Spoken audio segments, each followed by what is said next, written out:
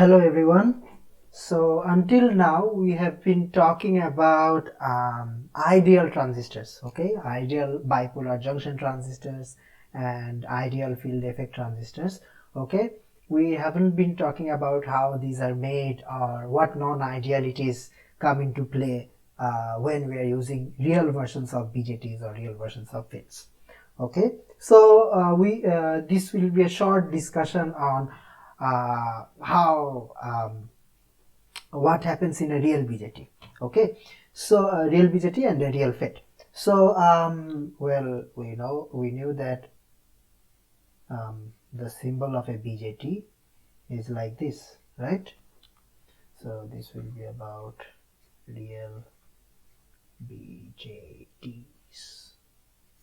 Okay, so symbol of a BJT is like this. So how a BJT is made by sandwiching two diodes together. Okay, so if I have two diodes like this, okay,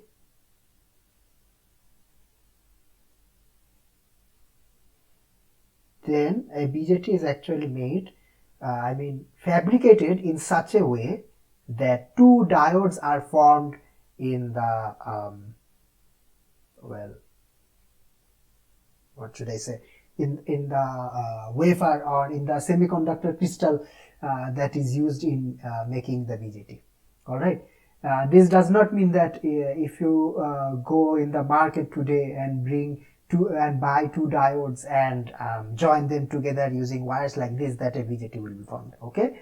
There are specific processes to produce a BJT or manufacture a BJT. What actually happens is that these two diodes are fabricated in the same crystal. Okay, you take a whole silicon crystal and you construct some regions called N regions and P regions. Okay, so it is constructed in such a way that two diodes are automatically formed in the crystal. Okay, this will be the first diode and this will be the second diode. Okay, but we won't go into the details of fabrication in this lecture. Okay, so a real diode is constructed in such a real BJT is constructed in such a way that two diodes are formed internally in the crystal that is used to make the BJT. Okay, so this will be my gate, my base terminal. This will be the emitter terminal, and this will be the collector terminal. Okay, so two diodes can be sandwiched in two ways. All right, we can sandwich them like this, or we can sandwich them like this. Well, we draw that.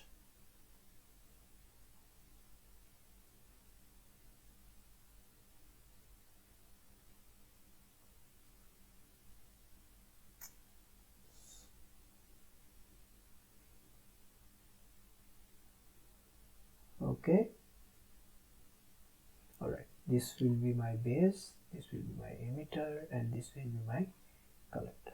Oof, sorry for the mistake, I have mixed up my emitters and collectors. Okay, this is the collector and this is the emitter. All right, so since two diodes can be sandwiched in two ways, there are actually two types of BJTs. Okay, the BJT that we have been using until now, this symbol, this represents this one. This represents this variety. All right. So in this type of BJT, this is the cathode. Sorry. Yes, this is the cathode of the second BJT. This is the anode, and this is the anode, and again this is the cathode. Okay, so usually cathodes are made from N-type semiconductors. Okay, N-type semiconductors, and anodes are made from P-type semiconductors.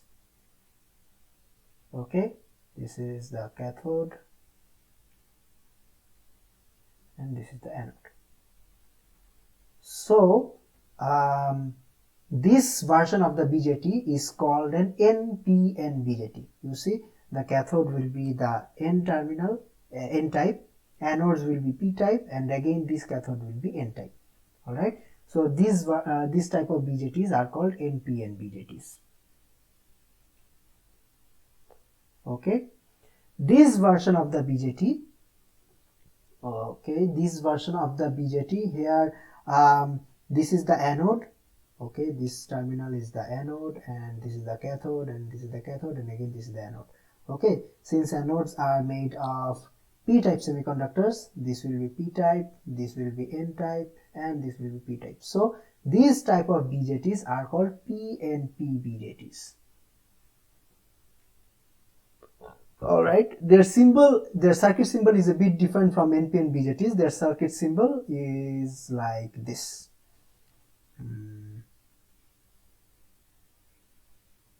Oops, sorry.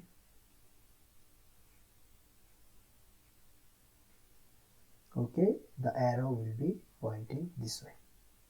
Alright, so from seeing the circuit, we can differentiate between NPN and PNP BJTs by looking at the arrow symbol. Okay, if the arrow is here, drawn here, then this is a NPN BJT. If the arrow is drawn here, then this is a PNP BJT. Alright, so since internally two diodes are constructed in a two diodes are formed in a BJT, so the voltage characteristics that we have been drawing for real BJTs, the voltage characteristics will be slightly different. Okay, so as we had been saying, let me just draw the current voltage characteristics, transfer characteristics for a BJT quickly. Okay, we saw that the current in a BJT increases up to a certain point, then after that point it becomes flat. Okay, so while drawing this configuration, we assume that as soon as the input voltage increases, the current starts to increase, right? But as we can see that an NPN BJT is actually like this.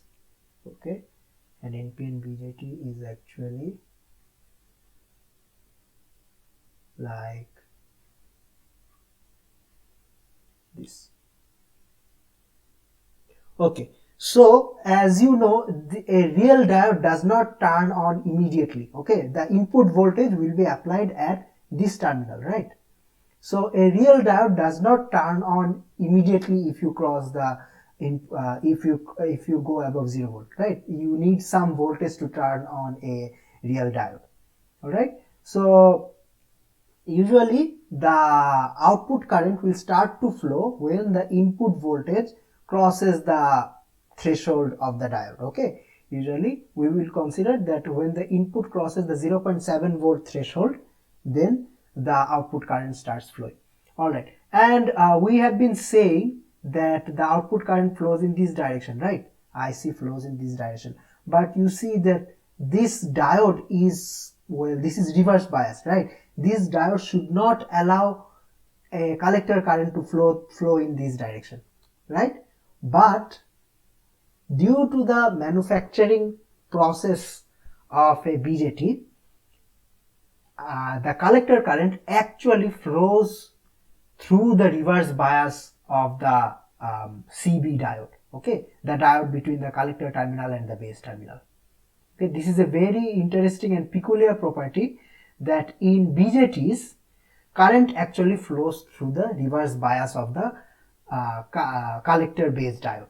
Okay, this will not happen in regular diodes. I mean, if you try to buy a diode from the market and try to simulate this behavior, you won't be able to simulate this behavior. All right, this is because of the properties that in which the BJT is constructed or made, that this region is very thin. Okay, this the reverse bias region is very thin. Due to being very thin, and due to the existence of a very high electric field in the CB diode, the collector current can flow in the reverse direction. Okay, so what happens is that as we saw before, that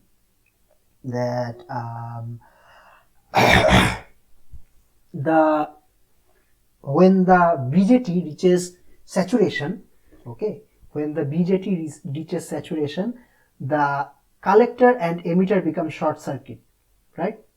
Becomes a short circuit. We saw that while we were analyzing the model of our BJT. When it reaches saturation, in saturation, the BJT will, well, the model of the BJT was basically like this. There was a short circuit here, and this was our collector and emitter. But in case of real BJTs, this was the case for ideal BJTs. All right. In case of real BJTs, this voltage does not exactly go to zero. All right. These two terminals doesn't exactly become short circuit. What happens is that when the input current starts to rise, as we saw in the transfer characteristics, the output voltage, the VCE voltage, starts to decrease. Okay, the VCE voltage starts to decrease, and when it starts to decrease, internally what is happening is that VBE remains constant at 7 volt, 0.7 volt, and VCB starts to decrease. Okay, but a very interesting thing that happens is that VCB cannot go below minus 0.5 volts. Okay, VCB cannot go below minus 0.5 volts. Okay, since the BC diode is reversed, okay, the diode between the diode between the collector terminal and the base terminal is reversed, it can go to the negative voltage, okay, but it cannot go up to minus infinity. Okay, it can only go up to minus 0.5 volt. Okay, so what does that mean for our circuit model? Well, if the CB voltage cannot go below minus 0.5 volt and the BE voltage is constantly at 0.7 volt, then what is the lowest voltage that I can see between C and E? Can you guess? Well, the lowest voltage that I can see is VCE. Lowest voltage that I can see here is 0.7 minus 0.5 equals 0. Okay, so how can we incorporate all these information in our circuit model? Well, our circuit model will basically, if we incorporate all these non-idealities, our circuit model will look like this. We will draw it like this. Okay, at the BE terminal we will have a diode. All right, and at the CE terminal we will have a current source.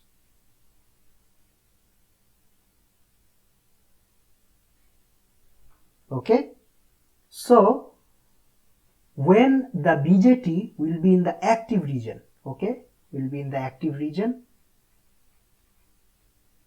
then the B and E terminal will act like a diode, and we will have our general active region relation. Okay, the active region relation that we have is IC equals beta IB. That will be exactly same as before, just we will have to consider a diode drop in this region. Before, this was a short circuit, right? Before we did not draw a diode here, we just drew a short circuit in this region. Okay, so if we connect this to an external circuit, then there will be no voltage drop in between these two terminals. But if we have a diode between these two terminals, then there will be a voltage drop. Okay, so we will usually consider this voltage drop to be 0.7 volts. All right, so this is for the active region.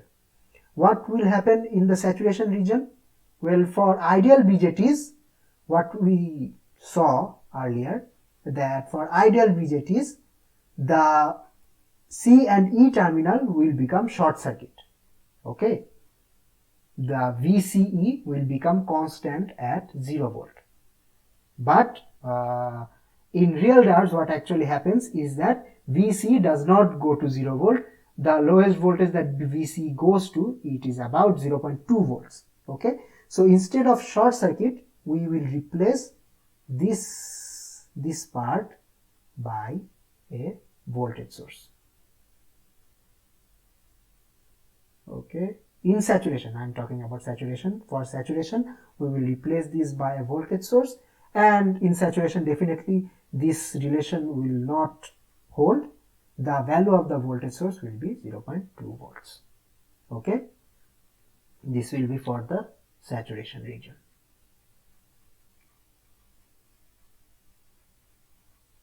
And for cutoff, well, we can just replace, for cutoff we can just replace this by a open circuit. Okay, that model, that previous model will still hold.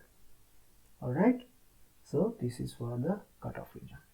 So if I summarize these three regions for a real diode, for an active diode, real active diode, okay, let me stress this part, this is for a real diode. For a real active diode,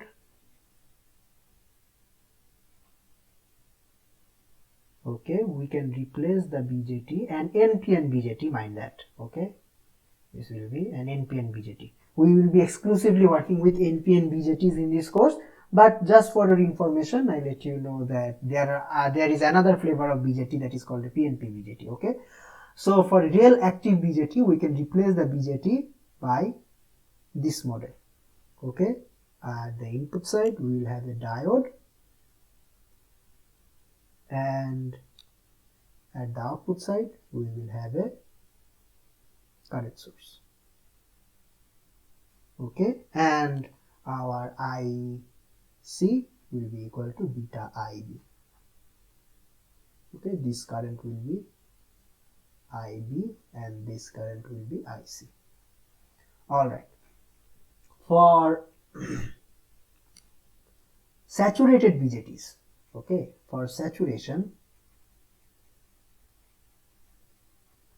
we can replace our BJTs by this model. There will be a diode at the input and there will be a voltage source at the output this time.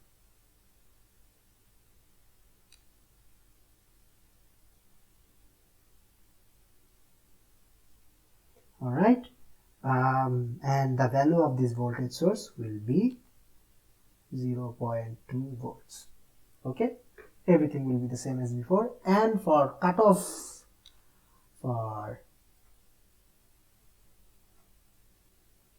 BJTs, we can replace the BJT by an open circuit like before. The input will still have a diode, but the output will be open circuited. Okay, this is an open circuit. Okay, so I should, well, I can also write the voltages of the input diodes. This will be 0.7, 0.7 and 0.7. Okay, so well, that is basically how real diodes work and how we can use real diode models in our circuits. Okay, so at this point I guess I can say something about the naming of the BJT.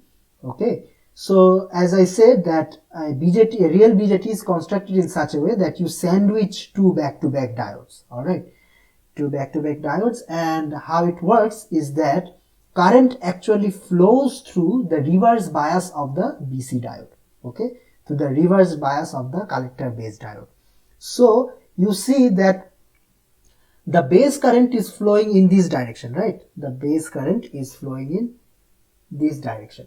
So the BE diode is forward biased. This is forward biased. But the CB diode, the collector current is flowing in this direction through the reverse bias of the CB diode. The the CB diode is reverse biased. Okay, so there are two types of junctions that have been formed in this transistor. Okay, one is the forward bias junction, okay, between these two terminals, and another is the reverse bias junction between these two terminals. Okay, since there are two types of junctions in a BJT, I mean there are two polarities of junctions, basically the forward polarity and the reverse polarity. Okay, since there are two polarity of junctions, that's why this is called, well, you guessed it, a bipolar junction transistor. Okay, so well, that is the basic, well, namkoroner sarthakota, as you will, okay, between why a transistor is named in this way, because, well, there are two different polarities of junctions inside the BJT. Okay, a forward bias polarity junction and a reverse bias polarity junction. That's why it is called a bipolar junction transistor. Okay, so we have talked about everything of a real BJT. Okay, so in the next lecture we will be talking about the construction of real FETs, or real field effect transistors. So see you in the next lecture. Thank you.